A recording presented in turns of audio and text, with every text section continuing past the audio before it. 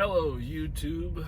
I hope wherever and whenever you're at when you see this, you are having a good day, good night, good year, good season, good whatever is happening. I hope whatever it is, that it is good. It is December the 7th, 2021, a date which will forever live in infamy, so to speak, as the 80th anniversary of the actual original date, which will live in infamy, December the 7th, 1941, where, if you know your history, or at least choose to recall it, the Imperial Japanese Navy launched a surprise attack on the naval base at Pearl Harbor in the Hawaiian island of Oahu, if I'm pronouncing that correctly. Hopefully I am.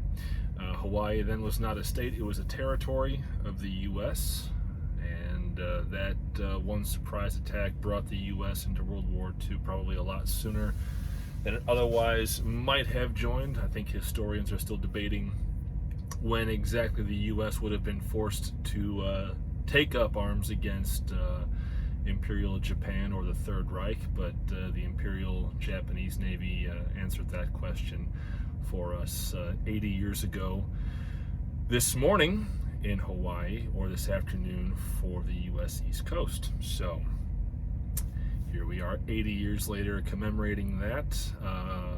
Semi-coincidentally, but also not coincidentally, I am wearing a t-shirt that is themed as Project Rubicon, which is I believe a non-profit organization dedicated to helping veterans in need.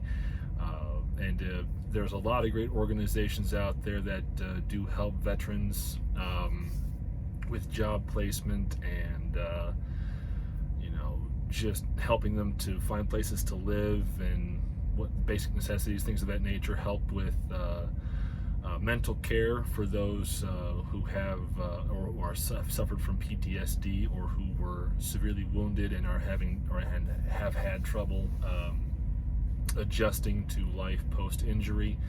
A lot of great organizations out there. I don't know enough of those names off the top of my head, but I'm sure a random Google search, or a specific Google search more accurately, would point you in the right direction. And to all of those brave men and women out there who did take up the call, who answered the call to serve this great nation in our armed forces, thank you so much for your service. And to those we still have left from our World War II veterans, thank you is not enough. I just want to take a few moments and remember those who lost their lives on December 7th. I also want to acknowledge the sacrifice of all those who fought and died after December the 7th, especially in the Philippines and the other Southeast Asian islands, where the Japanese just moved in and conquered so quickly they had no time to evacuate or even get a message out before they were overrun. And of course, the Bataan Death March is one of the more memorable, horrific stories from those islands in the early days of the war.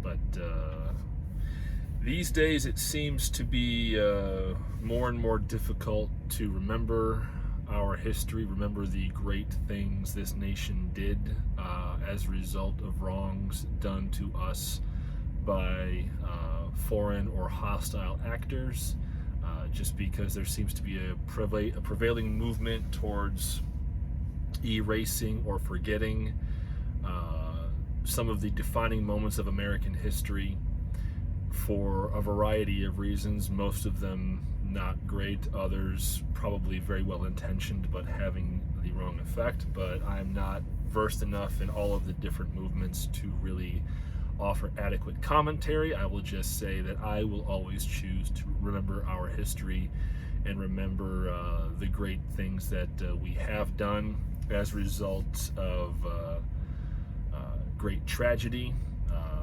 catastrophe, calamity, and also surprise attack. I mean, 20 years ago just over 20 years ago, we had the attacks on New York City. I just recently, this morning, actually just left New York City. I'll tell you that story in a little bit here after I get through this first part of the video. And if you were alive on September 11th, 2001, and you were old enough to really appreciate what was happening, you don't forget where you were when you heard about the towers, or if you saw the towers coming down live, or if you lost loved ones in the attacks. You do not forget. You cannot forget. You will not forget. Unfortunately, for me, I say this now with the benefit of 20 years of hindsight. When I got out of high school, I did not choose to answer the call to serve the U.S. military in any capacity. I do regret not serving. At the time, I didn't feel that was the right course of action for me. But looking back, I think it would have been a very wise choice. I think it would have helped steer me onto a better course in my life a lot sooner. And I think it's entirely possible I'd be a much better man, a much better person today than I was when I graduated high school and went into college. So, we all have regrets. That is one of mine. Obviously, the choices I did make after college, or after high school going into college, some of them were very good choices, others were really poor choices. Some of those choices are why I now drive a semi-truck. But in a lot of ways, some of those choices have helped me to make better decisions now as opposed to further down the line. So I'm in a better position now than I was 5 years ago or even 10 years ago. So I will count that as an improvement. I will count that as positive. I will count that as progress towards a very beneficial and profitable and prosperous future, because my present is very prosperous, especially coming into Christmas, which is going to be very nice. Anyway, to touch on history a little bit more here, and also merge it with my trucking present. One thing that trucking has done for me is that it actually has enabled me to purchase and acquire an artifact, a living World War II artifact that will be turning 80 years old itself just next month, as a matter of fact. Back this past summer in mid-June, actually, around the time I was getting my COVID-19 vaccination, I had the incredible opportunity, the incredible discovery of finding a 1942 M1 Garand. For those of you who know what that is or do not know what that is, it is the U.S. rifle caliber 30 M1. That was the standard issue rifle for our servicemen going into World War II. It was adopted by the U.S. Army and the U.S. military in general in 1936 after a lengthy design period to replace the Springfield 1903 and also the Enfield 1917. It was also the first semi-automatic standard issue 30 caliber weapon issued in any military history. It was a revolutionary rifle, and to this day it is still a absolutely superb firearm, a wonderful platform for just hunting, target shooting, or just to own, because there's so much history to the firearm itself. And for me to be able to own a living, breathing piece of American history that is dated to such a crucial time, honestly, it is such a thrill to me personally. And it is definitely a 1942 edition M1 Garand, because the serial number is a 6-digit serial number, and it dates positively to January of 1942, when that rifle was first assembled. Now, unfortunately, it is not what they call a numbers gun, meaning all of the parts and all of the assemblies and all the components date to that time frame. It was a rifle that it did see action, I believe, because of its age and when it was manufactured. I believe it went to Europe and served in Europe. For all I know, it stormed, the beaches at Normandy. It may have fought in Africa against Rommel. It may have invaded Sicily. It may have invaded Italy. I don't know. It may have been in the Battle of the Bulge. It may have entered Berlin. I really have no idea. It could have liberated Paris. It could have liberated the concentration camps. It's impossible for me to know the history of the rifle, where it served, where it saw action, who it saw action with. I don't believe those records actually exist. I can only infer based on the condition of the weapon and a few clues on it that it did indeed see action, and it did indeed play a crucial role in helping one of or many of our fighting men in Europe defend freedom and human rights and help to liberate France and Italy from fascist rule, and then help set free the prisoners in the concentration camps and put an end to those horrors. To tell the story about the rifle more, I mean, I'm kind of a novice enthusiast of firearms, but I have a very narrow focus when it comes to my firearms enthusiasm. And a specific focus of that really is just large caliber American military rifles. And I own two. I have my M1 Garand, designed by John C. Garand. He wanted it called the Garand, but Americans being Americans, is like, oh, we got some M1 Garand rifles over here. No, it's pronounced Garand. There's a G-A. Oh, it's Garand. Meanwhile, John Garand is like, it's Garand. But it is what it is. So it's known colloquially as the M1 Garand. Its successor rifle was the M14, also produced by Springfield Armory. The civilian version of it is the M1A. It is a .308 Winchester, more accurately 7.62 by 51 rifle, and I have the loaded, what they call the loaded version of that rifle, which is, it has a heavier weight barrel. It has match grade sights on it, or at least higher grade sight system on it. I wish I was a better shot with it, but I don't take nearly as much time as I need to in order to become more proficient. But I will say that those two rifles, I'm thrilled to own them both. My M1A, which I'll call the M14 from now on. My M14 is new build. It was only manufactured, 2020. So it's not an old rifle. It did not see action in Vietnam or anywhere else. Post-Vietnam, it was built purpose, recently. So the materials are all new. It doesn't have any history to it aside from, the history I've given it, so to speak. But my M1 Garand, the stock, I believe, is original to the rifle, because it still has a Circle P cartouche on it, which I believe was the stamp of approval given to it before it was dispatched or put into the pool to be assigned to a GI and then sent off to serve. I don't know the whole legacy of the marking, but the rifle stock still has it, and the rifle does shoot very well. It surprises me how well that rifle shoots and how much fun it is to shoot. It is one of those things that in some ways you need to be someone who appreciates history, or military history more specifically, or just enjoys firearms in any capacity, to really appreciate just how much of a delight the M1 Garand is to shoot. And owning it because of its age and the history it has and the stories it could tell, if it could speak, honestly, it is one of those little things in my life that I am so glad has fallen my way.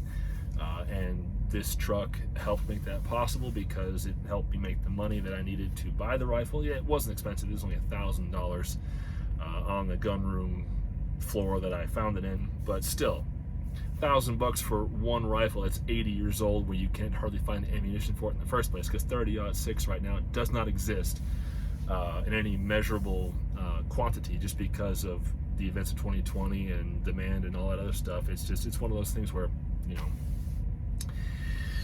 yeah, it's in the safe. It's great that it's there, but I want to be able to shoot it. It does need work. I need to replace all the springs on it. I need to probably have the barrel replaced at some point, but that's just the cost of owning a very old firearm. But other than that, it is a fabulous piece of history, and I am so thrilled to own it. And that is one way that I will be paying tribute to our greatest generation, who went and fought and died and came back from World War II and literally helped transform this nation into the superpower that it still is today, despite what we collectively as a people have either caused to happen, allowed to happen, or forced to happen. We are still a wonderful nation. We are still a nation of great principles and of great potential and great power, and it is very important we do not lose sight of that, especially as we look back 80 years into our past, to a very dark time globally when human rights and liberties were more significantly at threat than they were, obviously at threat than they are today. Today the threat is more insidious and subversive, but the threat still remains, depending on who you are and the opinions you have. But that is all I will say about history for the moment. I will just conclude that portion of this video by saying thank you again to all those who have served, and to all those who lost loved ones in any of the conflicts that the United States has participated in over the last 80 years. My sincerest condolences to you, and my thanks to your loved one for their service. They were brave where I was not, and I will have no trouble being man enough to admit that. So we'll leave that where it is for the moment, and I will now tell the story of my escape from New York and try to keep this video under half an hour. We'll see if that actually happens. Let me take a drink first. So, New York City is a very special place. Fortunately, getting out of it this morning was not incredibly difficult. It just needed to be done very carefully. I woke up this morning on Long Island, having had to overnight at the receiver for yesterday's delivery. But fortunately, my dispatch came through with a load that picked up in northern New Jersey. But getting from Long Island to northern New Jersey was special, very interesting trip. Long Island is an interesting place. If you've ever been on Long Island with a semi-truck, you know it's not fun, because there's only a select few roads you can use as a semi-truck because of either weight restrictions, height restrictions, or both. You know, it's just one of those things where a lot of the infrastructure in and around New York City and all of those states, it's just so old that to do what needs to be done in order to truly make it or bring those areas up to quote-unquote today's standards for vehicle heights and weights would be truly cost prohibitive, and also the court cases regarding potential eminent domain suits and whatever else would be just off the charts. It doesn't really bear contemplating, because obviously if it hasn't been done by now, it's not going to happen anytime soon. So it's just one of those things where, as a truck driver, you just have to be aware that whenever you go into or around New York City or Long Island or Staten Island or Connecticut or New Jersey or Eastern Pennsylvania or probably even Massachusetts. I haven't been to Massachusetts yet, but I'm sure it's special too. It's a different world, and you have to approach it with a whole different mindset versus driving in, the Carolinas or Illinois or Ohio, Wisconsin, Minnesota, Dakotas, Texas even. It's just a very old, very different world. And like I talked about in my last video, going into New York, the people in New York and around New York are very insane. They do not care. They are daredevils. They will cut you off deliberately. They will not even look as they swerve in. They would make NASCAR drivers pee themselves with some of their maneuvers. I mean, I swear, some of these folks should be NASCAR drivers with just how reckless they are. But that is my opinion as someone who's still kind of reeling from culture shock, having really only experienced this baptism by fire literally yesterday and then this morning, because I haven't, prior to coming back here to deliver this load and then to pick up my load in northern New Jersey, I hadn't been in that area of New York, or even to New York City itself, in 15 years. So that is a strange thing for me to say, but there it is. Yeah, it almost makes me feel old being able to say, oh yeah, I was here 15 years ago. Wait, 15 years ago? Oh, 15 years ago. But, you know, time flies when you're having fun, or even when you're not having fun, time is still flying. It's just, that is the way it is. Anyway, where was I? Oh, that's right, there I was. Yes, escaping from New York City.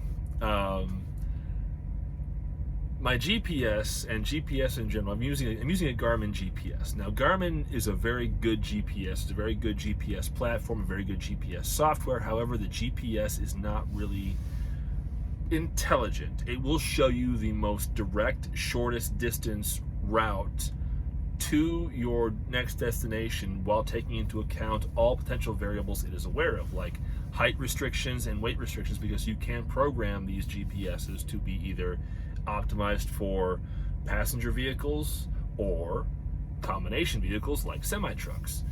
And so it will be aware of documented weight restrictions and height restrictions, clearance restrictions, you know, things of that nature, you know, certain routes that are not legal for semi-trucks.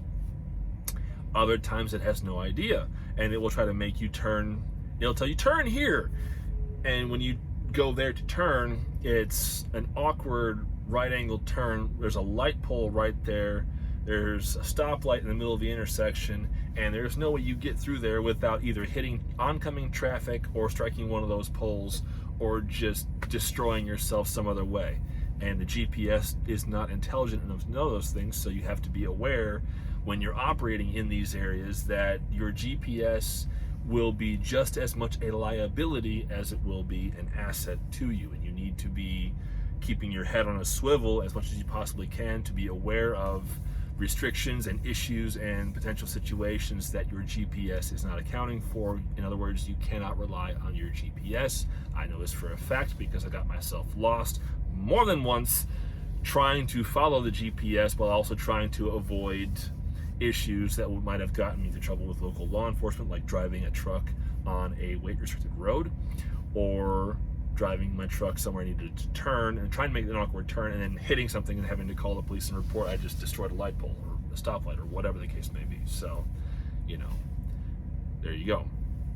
Anyway, so I got out of New York City by working deeper east across Long Island to pick up 295, took that over to ended up on, I think it was 287, got across a bridge there, got back into the mainland, so to speak, and then worked my way sort of north around New York City, and then came down into New Jersey, which was a fun drive. It actually was very pretty.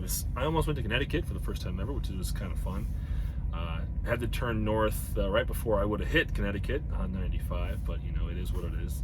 Another time I'll get there, I suppose. But so, trying to keep things moving here. Eventually got into New Jersey, got off the interstates, and I got onto US 9, and then I had to get off US 9 because it was going to become one of the parkways. And another fun feature of New York, New Jersey, and the eastern states is the Turnpike and Parkway systems.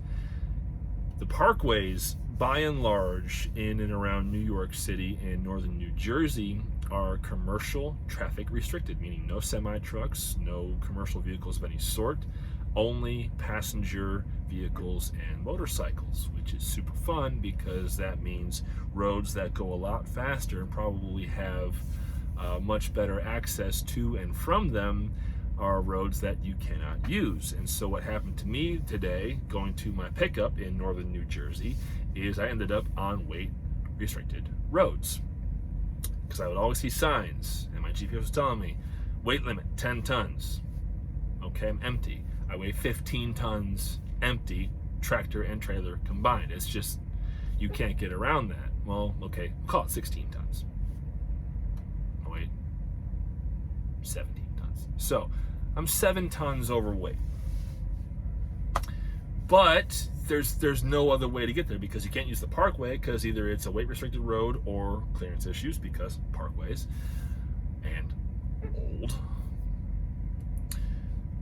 Or you have to use, you know, these side roads through residential areas and just pray that any police you come across understand what is happening and just leave you alone. Fortunately for me today, they did, because there were always signs I would see, like for Bergen County, you know, this road excludes vehicles over 10 tons in Bergen County, except local deliveries. It's like, well, I'm quasi-local delivery because I'm delivering this empty trailer to be loaded and then take this delivery, so to speak, elsewhere. So, getting through the streets and roads of northern New Jersey was a trip. I see why they call New Jersey the Garden State, because I was in some very, very pretty, very, very wealthy areas. It was lovely. However, it was absolutely atrocious and nerve-wracking to operate in, because, again, you can't make turns on some streets just because you're going to hit something or somebody. The room is just so tight, it's so narrow, it's so restricted in terms of the space you have everywhere, that it's just like, am I going to hit a tree? Am I going to hit a power line? Am I going to hit a pole? Am I going to hit a parked car? Am I going to hit a house? Am I going to hit a person? There is so much you have to process operating in northern New Jersey. It's almost doesn't bear repeating or even thinking about, because it was just so ridiculous. But fortunately, my previous experience driving company for Warner Enterprises did kind of help me with that, because I've operated in very tight conditions on a week-to-week and day-to-day basis, so I was somewhat prepared for it. I kind of had my head in the right space to be able to work with what I was dealing with in order to get to my destination and get loaded and then get myself out of there safely without being in an accident, which was very good, because I did manage to escape both New York and New Jersey without hitting anyone or anything, or being hit by anyone or anything. So I will call that a win, and I will make it a point not to return to northern New Jersey or New York at all for a long while, just because the last 48 hours has been more than enough experience for the Big Apple for me. I love to come back on vacation, just because it's New York City. It's a wonderful tourist attraction. There's so much history there. We got the Empire State Building, Chrysler Building, the Freedom Tower, the World Trade Center Memorial, Battery Park. There's just, Central Park, Grand Central Station. New York City is just full of so much history. And one cool thing, I wish I could have gotten a picture of it, but I was driving, so I really couldn't. One cool thing I did see is that I was going across the bridge from Long Island to the Bronx. I was going across the bridge from Long Island to the Bronx. I was able to look across the harbor, or the bay, or whatever it was. I'm not sure the landmark that I was passing over, the watermark more accurately.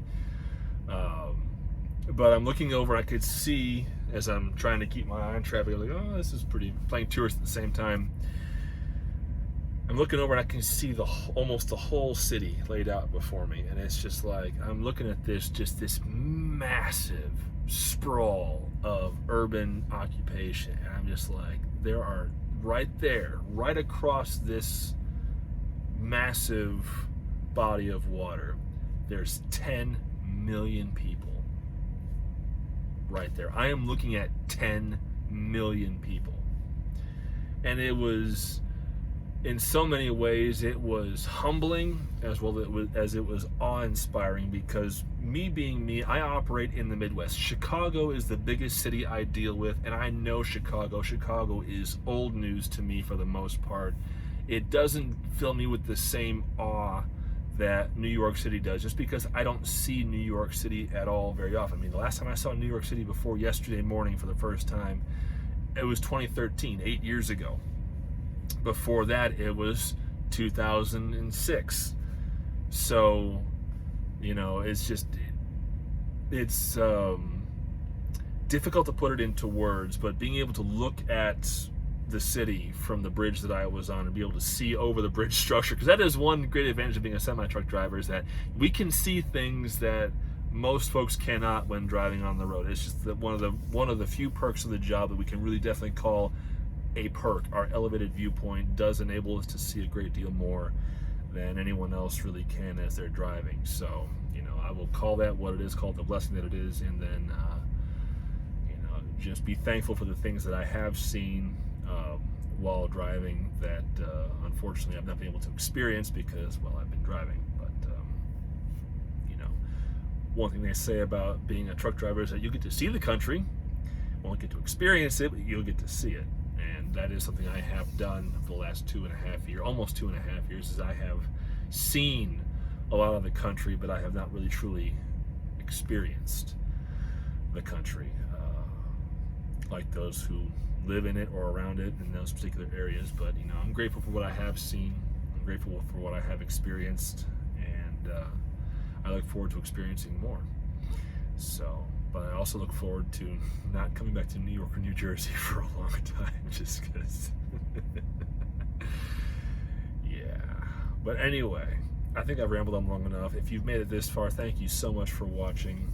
I really do hope that if you're watching this in December of 2021, that your Christmas is going well for you. Your Christmas season is filled with holiday hope and cheer and good tidings and great joy.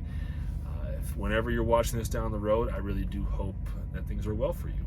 And if you are a history nerd or a history buff or just someone who enjoys firearms, next month when my M1 Garand officially turns 80 years old, I will pull it out. I will take it to the gun range. I'll do a few shots with it. I will show it off. I will talk about it at great length. I will just make it a point to do a video all about that particular rifle, because it will be 80 years old, and I believe it will be very good to and very fun to show it off. Again, I am very proud to own it. I am very proud to be able to have the knowledge and the right to care for it, and also to take it to a gun range and actually discharge it. Because you pull that trigger, and if you are any kind of a historian of any sort, you pull that trigger and you can't help but smile, because your history literally is speaking to you. And I'll conclude the video by talking about my Garand one more time. I'll tell you the story. This one story. When I took it to the gun range for the very first time, I was with a couple of friends. We were doing pistol primarily, but I wanted to test the M1 Garand and just make sure it worked, make sure it was cycling properly, make sure that everything, you know, on it was fine. I only had 20 rounds of 30-06 that I had found at a gun shop by a miracle. So I only had 20 rounds. I only had 20 options. And because I wasn't sure how the rifle was going to function, I literally took the very first bullet, I locked the bolt open, hand-loaded the bullet into the chamber, closed the action, took aim, fired, just to make sure that if there was any kind of a feed issue or problem, that, you know, I didn't have more than one round in the weapon, that if there was any issues I could address them, you know, quickly and safely. I could check if the round had jammed in the barrel before actually exiting, because I couldn't see the impact downrange. Even though it was 125 yards, I still couldn't see it. But fortunately, when the bolt locked open, the rifle had fired properly, everything cycled properly. It tossed out the spent casing, and when I blew the smoke out of the breech, I saw it exit the barrel end, which was delightful, telling me that there was no blockage, which was very good news. And then I proceeded to handle it again, just to make sure there was no, you know, it wasn't just a fluke, and it wasn't. And then I let my friend and my other two friends, gave them each one round, you know, because why not? And then I loaded up 2 clips, and then I proceeded to fire both clips to make sure the rifle worked. And it showed me it has a couple issues to work out yet, so, you know, got some things it needs to address, like the springs on it need to be changed out because they're probably original, probably old, and they're just worn out, they're not working quite right. And of course I also need to be firing the proper grade of ammunition in order to make sure the rifle is not being beaten up by modern powder, modern loads. But anyway, there were 2 gentlemen in the range lane next to us, and they heard this 30 caliber discharge, because when you hear 30 caliber go off, it's just like, you hear it. It advertises itself very distinctly that it is not 223 or 556, or even it lets you know it's a big discharge. And in the one video I had a friend of mine shoot of me firing the very first 8 round consecutive 8-round clip that I did in this rifle. I'll maybe post that later on as well, coming up, in January. These two gentlemen, they were shooting I don't remember which one of them had his son with them, but it was two gentlemen and the younger boy. I'm assuming he was one of their sons. So I'm assuming they were brothers, and it was dad and son, and then uncle were out to shoot some 223 with a rifle and just have some fun, blow smoke some paper, whatever. And they were down 2 lanes over. There we go. They were 2 lanes over, and I could hear them saying, "Man, what is that? What?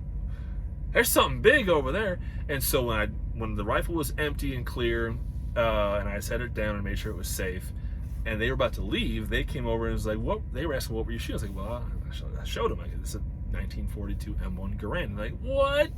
They were so blown away by it. And so I didn't have enough rounds to let them shoot it, unfortunately. Otherwise, I would have. Plus, I wasn't sure about the rifle's quality or issues. So I didn't want to put them in an unsafe situation, and have an issue with it later on. But I let each gentleman, and then let their young son, or young enough son, handle the rifle, aimed on the sights with it downrange, and they really enjoyed it. They appreciated the history of what I had brought to the range that day, and I felt a private little thrill being able to share that history with them, because I don't know who they were, I don't know who they are at all. So if you're happy to see this, hey, great! I'm glad you enjoyed the rifle, at least getting to handle it. Sorry you couldn't shoot it, but it is what it is.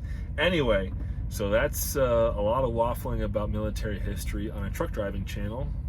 But I might as well share this piece of history with you, because I think given that I saw an article titled today that protesters were blocking a Pearl Harbor memorial parade of some sort. I didn't read the article because I didn't want to read the article, because I didn't want to get angry.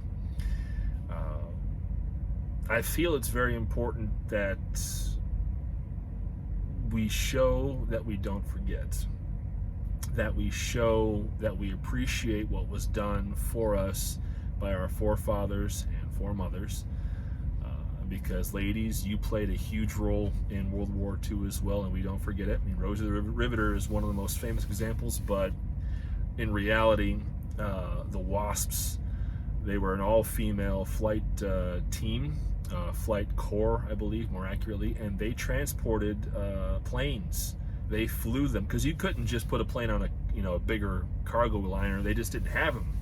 They had to fly some of these planes to the base, where they would be loaded onto either aircraft carriers, or they had to fly them, to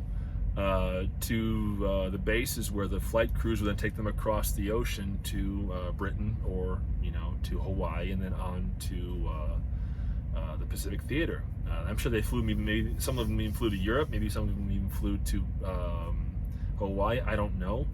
I should know, but I don't know, I'll be honest.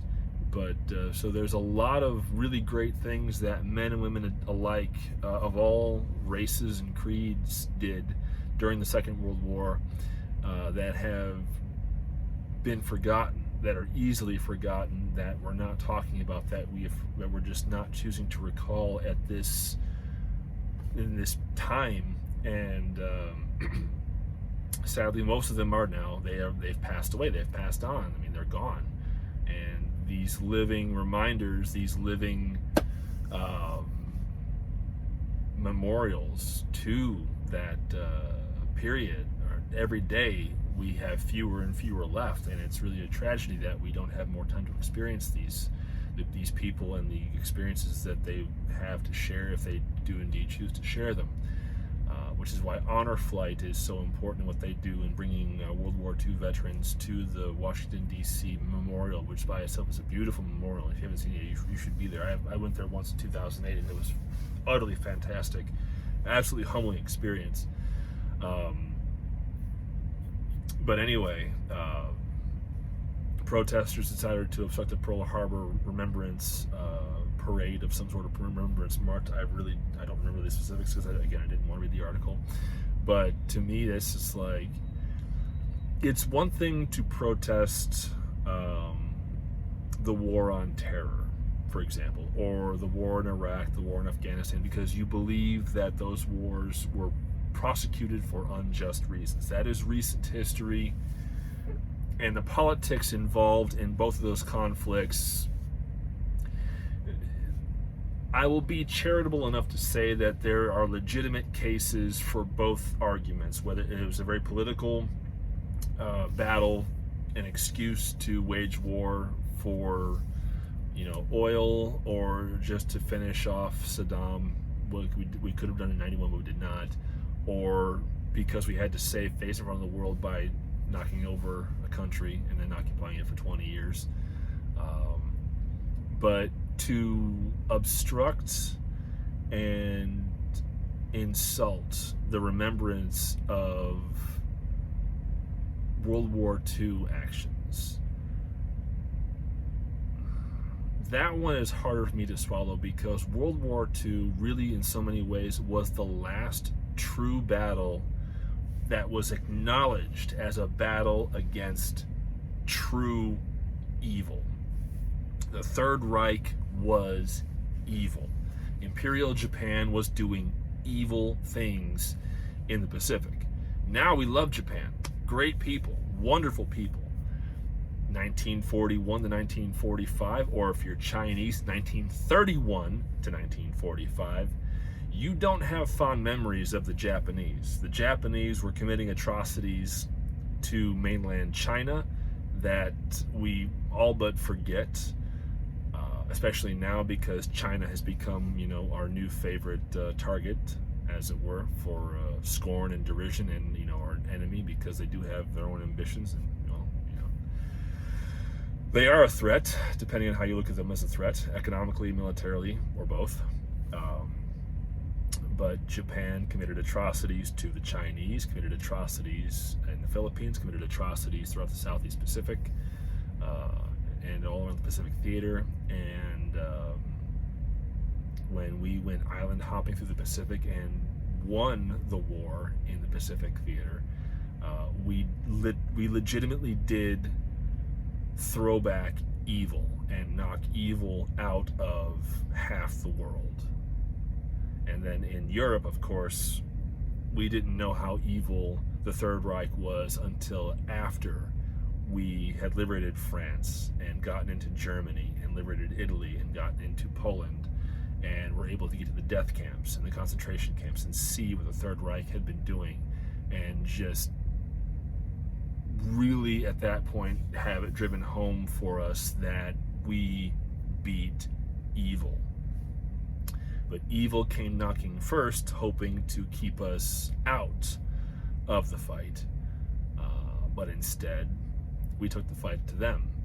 And with the tremendous, crucial, absolutely pivotal launching point from our dear friends in England and the UK, without whom we probably could not have won the war as swiftly, we were able to throw open Fortress Europe and march to Berlin, with, of course, the aid of communist Russia, the Soviets, the Soviet Union. But we didn't know how evil they were until much later, because of Cold War being what it was. But anyway, I have waffled and rambled and told stories for far too long.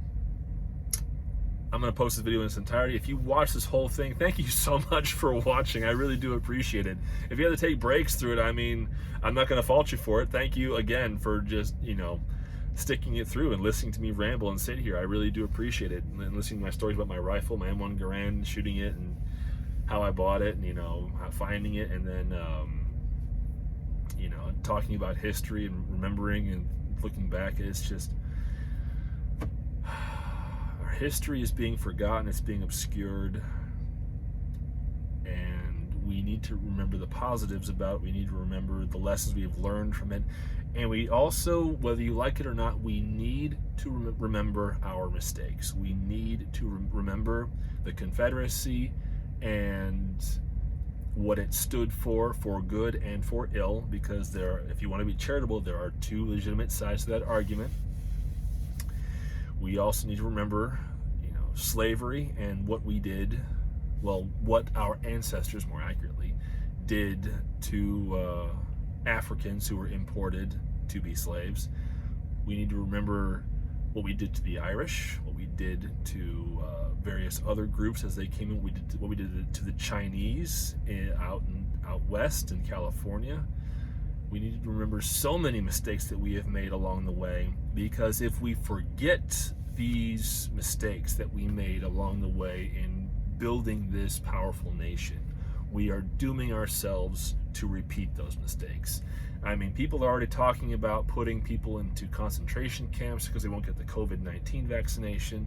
They're talking about all these things that 15 years ago, 20 years ago, 30 years ago would have gotten you thrown out of whatever, or laughed out of whatever organization you were part of. Now these are mainstream ideas, which is evidence that we are forgetting our history. We are forgetting world history. We are forgetting the mistakes that have been made by our nation and other nations that we literally fought and bled to correct, to stop, to put an end to liberate other populations from. So it is important that we remember our triumphs and our tragedies, our mistakes and our successes, our victories and our defeats. Because whether we like it or not, every one of those great or terrible events has shaped this nation for good or for ill into what it is today. And we need to be mindful of that. We need to be learning from those things, and we need to be looking forward to build a better tomorrow, but also a tomorrow that is not making old mistakes again. And when I look at my M1 Garand, I don't see a weapon of war that is standing by to be taken up against some new enemy. I see an artifact and a reminder from a time long past that must not be forgotten. But that same artifact, should the need arise, could be put into the right hands, and it could become a tool for preserving freedom again, should the need should it be called upon to do so. However, I don't foresee that happening, because I have to believe that cooler heads will prevail, intelligence will break out, and maybe even pigs will fly. I don't know. But owning a piece of history like that is still, again, it's a huge thing of pride for me. I'm so glad I own it, and I'm glad I'm able to preserve it. I know I said I was wrapping up like 15 minutes ago, but this time I mean it. Again, thank you so much. If you made it this far, thank you so much for watching. I really cannot thank you enough for sitting and listening to me, watching me ramble for, dear God, 3/4 of an hour.